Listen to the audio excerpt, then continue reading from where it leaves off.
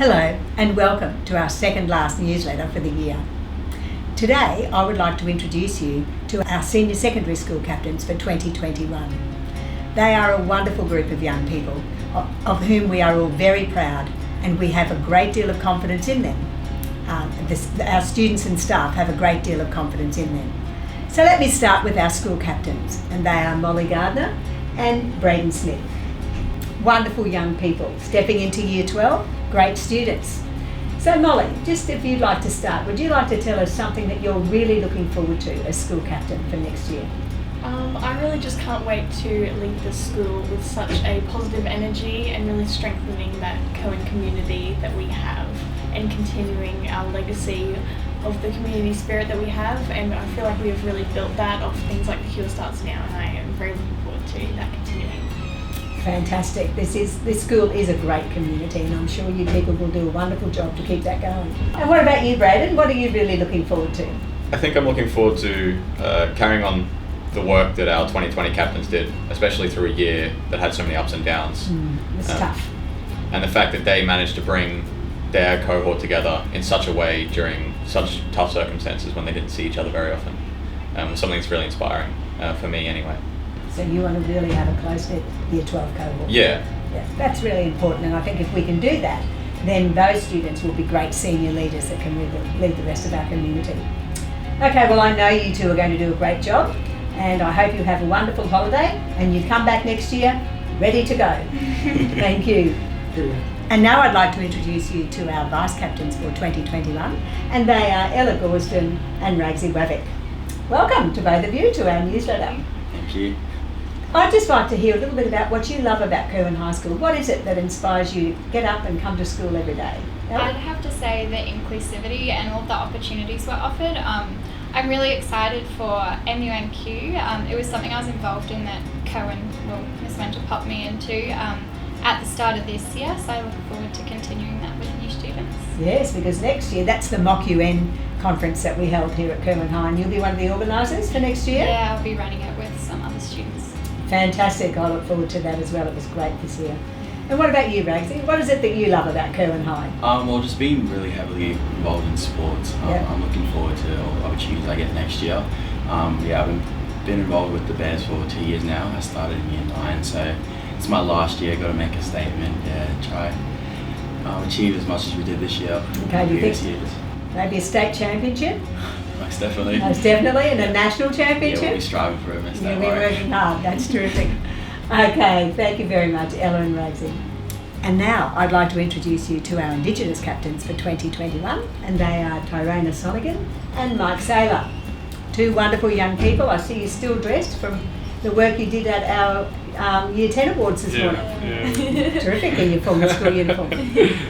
So Tyrona, just tell me a little bit about what you'd like to do in terms of being the captain of our Aboriginal and Torres Strait Islander students next year, and that's really not just for them, it's actually for the whole community. So tell us a bit about what you'd like. I just want to try open some more opportunities that non-Indigenous students can learn more about the Indigenous community, and that way we can kind of settle on one line, but then still Okay, so you really want to bring the communities together. Yeah, Reconciliation Week's a great time to do that, isn't it? Yeah, it's really good. Yeah, this year when we had the displays and students could go and learn about Indigenous Australia, that was fantastic. I suppose just do more of that and just shed more light on it.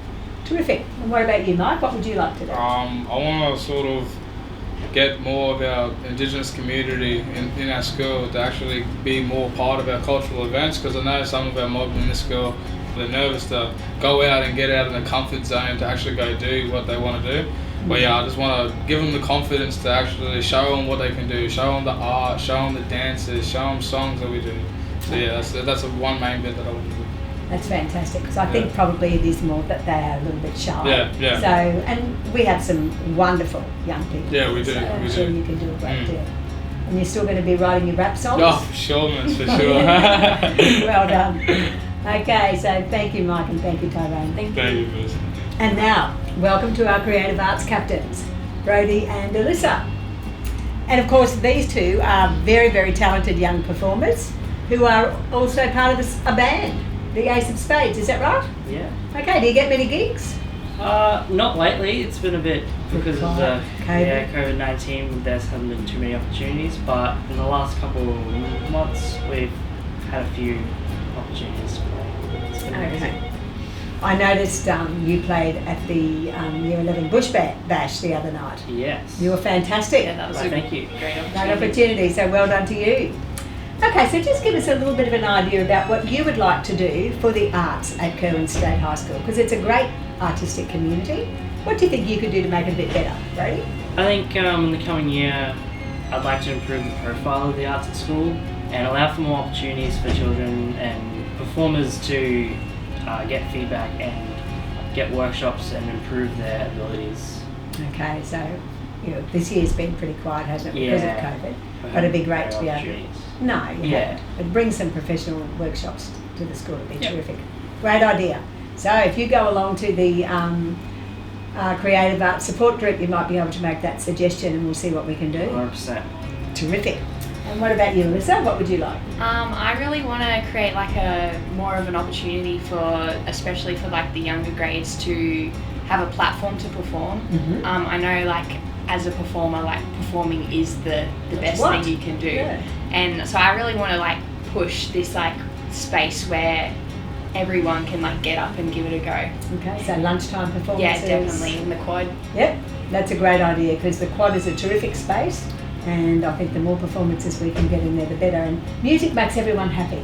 It's a great vibe. So, if you can do that, everyone goes back to class happy and ready to go. Great idea. Thank you, Alyssa and Brody. I'm really pleased to be able to introduce to you today a wonderful Year 10 student and a very proud young Indigenous woman, Miss Ava Stinton, who has just been awarded an Academic Excellence Medal at the Year 10 Award. So congratulations on that, Ava. Thank you. You're obviously a very good student. Yeah. Yes, you work very hard. Yeah. Okay. I've asked Ava to come along today because, as I have mentioned previously, our Indigenous young leaders have been very proactive in our school community, and from our reconciliation statement they have created a treaty and an imagination declaration statement to which our school community has responded, and we all feel deeply committed to those documents and the sentiments within them. And I'm even more proud of this group because they have now written to the Prime Minister of Australia, the Premier of Queensland and the Mayor of Townsville, letting them know what we have done as a community to ensure that the spirit of reconciliation continues and grows deeper and stronger. And I would really love Ava to tell you a little bit about why they did that and what they're hoping to see from it. So why did your group decide to do that, Ava? So Rakisha and Casey, the two school Indigenous school captains, were wanting to make something more profound and more known throughout the community. So they decided to come up with writing letters to people in power.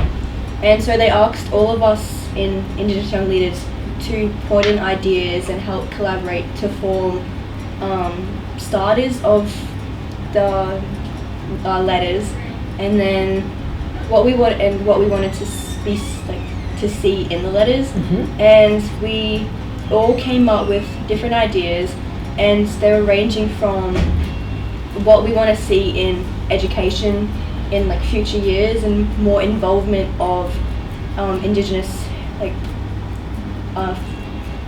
Indigenous past in education, and also things like how they can change the community and make it more inclusive for everyone, not just like sectioning out people. Mm-hmm. And also just the letters were also just informing them of what we've done within our school community and how we can extend that to the outer community too. Okay, so we've done that here. So is it possible then, and you're asking the Prime Minister, I think, can we do this Australia-wide? Yeah. Can we do this within the state to the Premier? Yeah. That's a very brave move. Yeah. And you haven't heard back yet? No, not yet. Okay. Do you have the letter with you? Yeah. Is there anything from the letter you'd like to read? That's very significant. Something. We are living in an age of great social awareness, and Australia cannot keep avoiding such an important commitment. We have utmost faith that there will be a future where there is complete unity and understanding in Australia between Indigenous and non-Indigenous peoples. We hope that we will live to see the day where the contents of this letter become a living reality for us all. That is absolutely amazing. So congratulations to you, because I know you played a very big part in creating that letter, and to all of you Indigenous young leaders, because you have shown such incredible courage and such commitment to your culture and to our community to actually take that step and step up to that extent. So well done, Ava. Curlin High is very proud of you and your colleagues. Thank you. So that brings me to the close of our newsletter today. I'm sure, like me, you feel very proud of the wonderful young people that we have here as leaders at Curwin State High School. For our final newsletter of the term, I have saved the sports captains, and I will introduce you to those two young people when we create that. I'm sure, like me though, you have great faith in the future when we have such fabulous young people who are ready to step up and take the lead. We really are very fortunate here at Curwin State High School to have such a strong, committed and very, very generous student body.